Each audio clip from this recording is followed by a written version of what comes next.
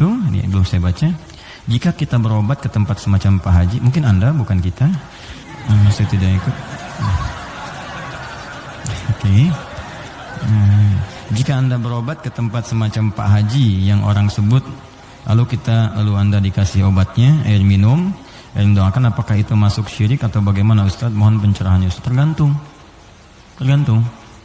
Jika Anda minta doa, tabarruk dengan doa itu wasilah supaya mohon berdoa, didoakan kepada Allah. Anda bisa berdoa sendiri, minta, ya, dan bisa saling mendoakan.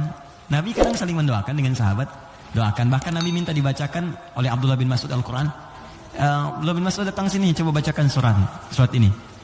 Kata Abdullah bin Mas'ud, ya Rasulullah, Anda kan yang Nabi, tapi saya ingin mendengar bacaanmu. Sesama sahabat saling mendoakan, biasa, saling ketemu, doakan, itu biasa. Dan boleh, adabnya boleh. Anda ketemu ulama, minta doa. Dulu kami begitu, bertemu ulama minta doa, Syekh doakan kami. Sekarang agak beda, orang ketemu Ustaz minta foto. Ketemu ulama minta selfie deh.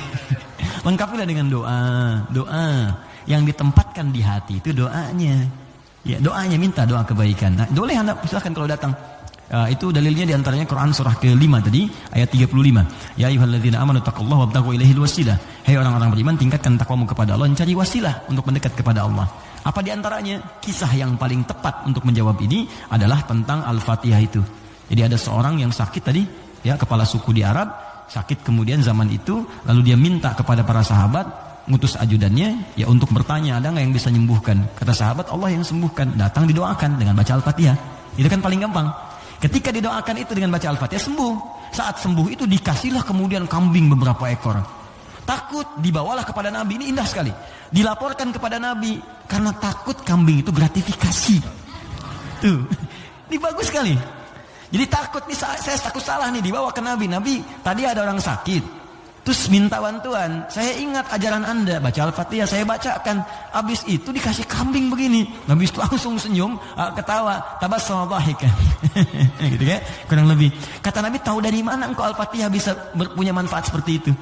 Maka kata Nabi, bagikan kambingnya, coba berikan aku bagiannya. Maksud Nabi, yuk kita nikmati sama-sama itu. Silahkan kita nikmati, syukur kepada Allah Subhanahu Wa Taala. Ini artinya dalil yang membolehkan kita datang minta doa misalnya. Ya, ke orang soleh, ulama. Tapi syaratnya kita pun berdoa dulu, minta sama Allah. Minta. Lalu Allah lebih senang kita minta kepada Allah dengan bahasa hati kita. Setelah itu kita berwasilah minta pada orang soleh yang baik, minta kebaikan, lalu dia doakan kepada kita semua. Jelas sampai sini? Baik. Kalau ada yang khusus semacam tertentu, ada pengaruh jin atau apa, biasanya dia diangkat tuh. Mengangkat sesuatu yang bukan dari tempatnya. Ini bukan dari tempatnya, saya angkat. Ini spidol, tempatnya bukan dalam gelas. Lalu saya angkat. Jin tempatnya bukan di tubuh kita angkat. Bahasa Arabnya raka, ya, raka atau raka yaraki tarqiyatan wa ruqyatan, maka disebut ruqyah namanya.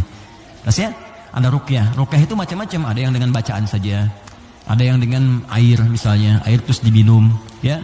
Ada yang dulu ruqyah terkenal sekali, orang soleh, dia sakit, punya anak sakitnya lumpuh semua. Nah, begitu lumpuhnya orang yang baik sekali. Kesolehannya nampak pada prasangka baiknya. Jadi semua yang datang prasangka baik aja. Malam-malam, Bu, bayangkan ada perampok datang malam-malam. Ini kisah ini sangat populer sekali. Perampok serombongan datang ke rumahnya. Karena prasangka baik ini dikira mujahid fisabilillah, mampir. Dulu kan bukan kayak kita sekarang kan, rombongan mujahid dengan ini kan nggak kelihatan tuh. Malam-malam datang dikira mujahid. Begitu dibuka pintu, oh ahlan wa sahlan mujahid, masya Allah, silahkan masuk. Bayangkan perampok disuruh masuk. Disebut mujahid fisabilillah, datang. Akhirnya apa yang terjadi? Silahkan, duduk dulu, istirahat dulu, mandi dulu. Dimintalah berwudu semua. Tolong para mujahid silahkan berwudu dulu. Ya, wudu supaya apa? Salah satunya, ternyata di bawah keran itu dia simpan bejana untuk menampung air wudu mereka. Ini kisah nyata, benar terjadi. Jadi bukan rekaan, di kisah nyata sampai riwayat kepada kita dan valid riwayatnya. Jadi orang-orang salaf dulu. Di begitu air wudunya tumpah ke situ, dan dia melihat orang-orang perampok tadi, kok ada anak ini nggak bangun. Ya kata mereka ke bapak tadi, ini siapa? Ini anak saya, dia kena lumpuh katanya. Oh gitu, udah duduk, dijamu dengan makan semua. Udah rapi, suruh wudu, makan, pulanglah mereka. Nah, begitu pulang, ini yang menarik.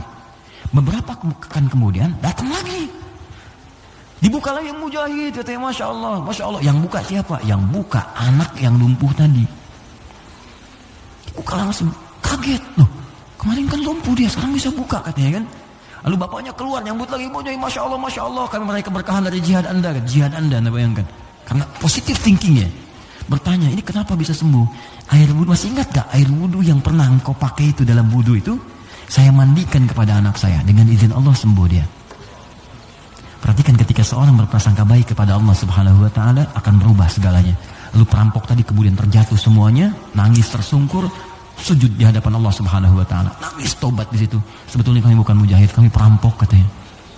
Dan sebagainya, tobat. Jadi bayangkan hanya dengan wasilah anak yang lumpuh dalam keadaan tadi, dia menjadi mulia seluruhnya. Ya, tapi ingat Syekh Hashim Muhammad Hashim bin Asy'ari Hadratus Syekh, pendiri Nahdlatul Ulama. Beliau mendirikan NU tanggal 31 Januari ya 1926. Itu beliau dirikan NU, punya kitab 19 kitab. Di kitab kedua namanya Risalah Ahlus Sunnah wal Jamaah. Di halaman yang ke-12 paling kiri sebelah bawah.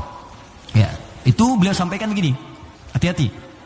Wa minhum al-abahiyuna, hati-hati ada aliran yang menyimpang di tanah Jawa. Itu diungkapkan di tahun 1333 Hijrah. Sekarang 1431. Sudah berapa tahun? Ya kurang lebih 100 tahun lah ya. Kurang lebih 100 tahun. Kata beliau, ada aliran abahiyun. Siapa itu? Tokohnya itu ahli zikir. Zikir. Tapi cara zikirnya melahirkan kesimpulan yang menyimpang.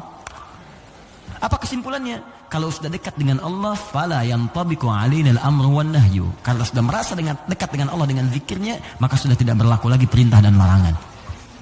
Di salat sudah enggak berlaku lagi karena salat itu masih latihan. Kalau zikir sudah dekat dengan Allah, enggak usah salat lagi. Maka kalau Anda menemukan yang seperti ini, kata beliau, jauhi, karena itu mengajak pada kesesatan. Anda datang tiba-tiba, ya mungkin panggilannya kiai gitu kan. Ya pakai jubah lebih lebar daripada Batman. Kadang-kadang kan tertukar lah sekarang. Sekarang atribut kiai dengan dukun itu disama-samain, ini susah gitu kan. Pakai. Datang, Anda konsultasi, nanya, Anda nggak tahu, karena nggak tahu, tiba-tiba waktu zuhur tiba, Allahu Akbar, Anda tanya, Pak Yai kok nggak sholat dulu kita? Adek ini, kalau Pak Yai fisiknya di sini, rohnya sedang sholat.